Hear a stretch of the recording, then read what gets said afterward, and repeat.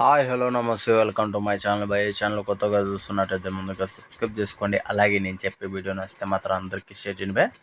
అయితే ఈరోజు మన టాపిక్ వచ్చేసి మన తంగాల సినిమా యూఎస్ఏ రివ్యూ అయితే చెప్పబోతున్నాను భయ్య.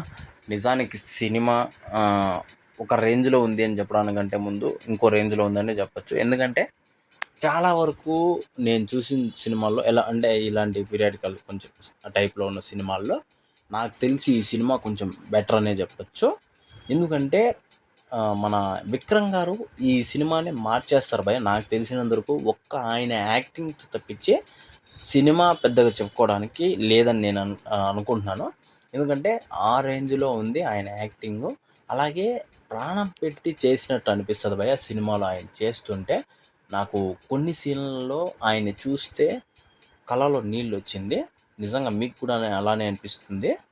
అంటే స్టోరీ మొత్తం అంటే అడగారిన జనాల గురించే ఉంటుంది పాపము.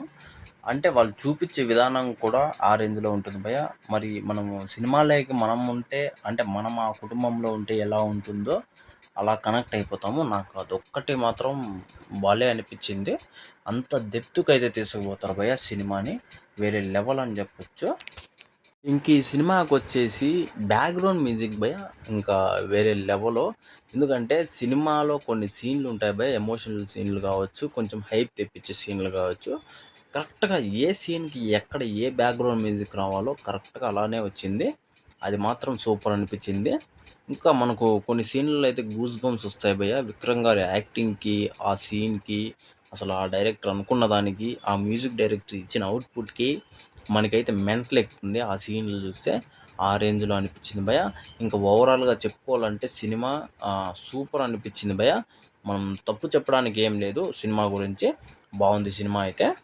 అయితే నాకు ఒక 2-3 క్యారెక్టర్లు మాత్రం అర్థం కాలేదు భయ్య. అది ఆ 2-3 క్యారెక్టర్లో మీకు కూడా సేమ్ అలానే అనిపిస్తుంది ఖచ్చితంగా.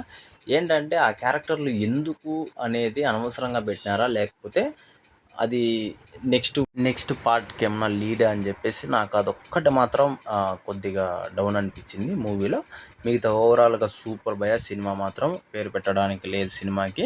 ఆయన యాక్టింగ్తో అసలు మళ్ళీ సినిమాకు ఒక అద్భుతాన్ని చేశారని చెప్పొచ్చు. సూపర్ భయ్య.